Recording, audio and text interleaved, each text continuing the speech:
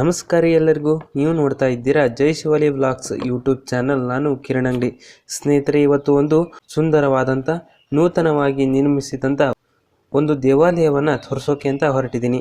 ಅದೇ ಹಾವೇರಿ ಜಿಲ್ಲೆಯ ಹಾನಗಲ್ ತಾಲೂಕು ಹುಸನೂರು ಗ್ರಾಮದಲ್ಲಿರುವಂಥ ಶ್ರೀ ಗ್ರಾಮದೇವತೆ ದ್ಯಾಮವ್ವ ದೇವಿ ದೇವಸ್ಥಾನ. ಸ್ನೇಹಿತರೆ, ಈ ಹಿಂದೆ ನಾನು ಈ ಒಂದು ದೇವಾಲಯದ ವಿಡಿಯೋ ಮಾಡಿದಾಗ ಇದಿನ್ನೂ ನಿರ್ಮಾಣ ಹಂತದಲ್ಲಿತ್ತು. ಆಗ ನಿಮಗೆ ಹಳೆ ದೇವಸ್ಥಾನವನ್ನು ತೋರಿಸಿದ್ದೆ. ಸ್ನೇಹಿತರೆ, ಹಾಗಾದರೆ ಬನ್ನಿ ಶ್ರೀ ದ್ಯಾಮವ್ವ ದೇವಿ ದೇವಸ್ಥಾನಕ್ಕೆ ಹೋಗಿ ದ್ಯಾಮವ್ವ ದೇವಿಯ ದರ್ಶನ ಮಾಡ್ಕೊಂಬರೋಣ.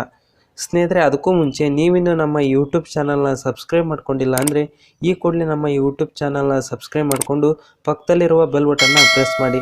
ನಾ ಯಾವುದೇ ಒಂದು ವಿಡಿಯೋನ ಅಪ್ಲೋಡ್ ಮಾಡಿದರೂ ಕೂಡ ನಿಮಗೆ ನೋಟಿಫಿಕೇಷನ್ ಆಗಿ ಬರುತ್ತೆ.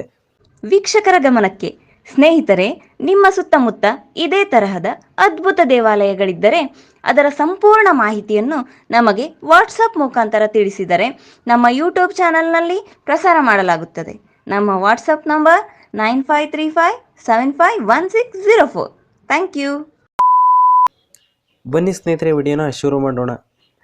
ಸ್ನೇಹಿತರೆ, ಹಿಂದಿನ ತಿಂಗಳು ಅಂದರೆ ಫೆಬ್ರವರಿ 7, 2025ರಂದು ಕಳಸಾರೋಹಣ ಹಾಗೂ ನೂತನ ದ್ಯಾಮವ್ವ ದೇವಿಯ ದೇವಸ್ಥಾನದ ಲೋಕಾರ್ಪಣೆಯನ್ನು ಮಾಡಲಾಯಿತು. ಸ್ನೇಹಿತರೆ, ಜನವರಿ 24, 2025ರಂದು ಶುರುವಾದ ಕಾರ್ಯಕ್ರಮಗಳು ಫೆಬ್ರವರಿ 7ನೇ ತಾರೀಕಿನವರೆಗೂ ನಡೆದವು. ಹಾಗೆ ಪ್ರತಿದಿನ ಅನ್ನ ಸಂತರ್ಪಣೆಯನ್ನು ಕೂಡ ಏರ್ಪಡಿಸಲಾಗಿತ್ತು. ಕುಂಭೋತ್ಸವ ಸೇರಿದಂತೆ ಹಲವಾರು ಕಾರ್ಯಕ್ರಮಗಳನ್ನು ಮಾಡುವ ಮೂಲಕ ದೇವಸ್ಥಾನದ ಕಳಸಾರೋಹಣ ಕಾರ್ಯಕ್ರಮ ಸಂಪನ್ನಗೊಳಿತು. ಹಾಗೆ ಈ ಒಂದು ಶ್ರೀ ದ್ಯಾಮವ್ವ ದೇವಿಯ ಕಳಸಾರೋಹಣ ಕಾರ್ಯಕ್ರಮಕ್ಕೆ ಜಿಲ್ಲೆಯ ಹಲವಾರು ಮಠಾಧೀಶರು, ಗಣ್ಯ ವ್ಯಕ್ತಿಗಳನ್ನು ಆಹ್ವಾನಿಸಲಾಗಿತ್ತು. ಈಗ ಈ ಒಂದು ದೇವಸ್ಥಾನವನ್ನು ನೋಡೋದಾದರೆ ತುಂಬ ಸುಂದರವಾಗಿ ಕೆತ್ತನೆ ಮಾಡಿದ್ದಾರೆ ಅಂತಲೇ ಹೇಳಬಹುದು. ಸುಮಾರು 2 ಕೋಟಿಗೂ ಅಧಿಕ ವೆಚ್ಚದಲ್ಲಿ ನಿರ್ಮಾಣವಾದ ಈ ಒಂದು ಗ್ರಾಮದೇವತೆ ದೇವಸ್ಥಾನ ಜನರ ಕಣ್ಮನ ಸೆಳೆಯುತ್ತಿದೆ. ದಿನನಿತ್ಯ ಜಿಲ್ಲೆಯಾದ್ಯಂತ ಅಷ್ಟೇ ಅಲ್ಲದೆ ಪಕ್ಕದ ಜಿಲ್ಲೆಯಿಂದಲೂ ಸಹ ನೂರಾರು ಭಕ್ತಾದಿಗಳು ಈ ಒಂದು ದೇವಸ್ಥಾನಕ್ಕೆ ಬಂದು ಶ್ರೀ ದ್ಯಾಮವ್ವ ದೇವಿಯ ದರ್ಶನವನ್ನು ಪಡೆಯುತ್ತಿದ್ದಾರೆ. ಸ್ನೇಹಿತರೆ, ನಿಮಗೆ ಈ ಒಂದು ದೇವಸ್ಥಾನದ ಬಗ್ಗೆ ಹಾಗೆ ಈ ಒಂದು ವಿಡಿಯೋ ಬಗ್ಗೆ ಹೇಗೆ ಅನ್ನಿಸ್ತು ಅನ್ನೋದನ್ನು ಕಾಮೆಂಟ್ ಮೂಲಕ ನಿಮ್ಮ ಅನಿಸಿಕೆ ಅಭಿಪ್ರಾಯಗಳನ್ನು ತಿಳಿಸಿ.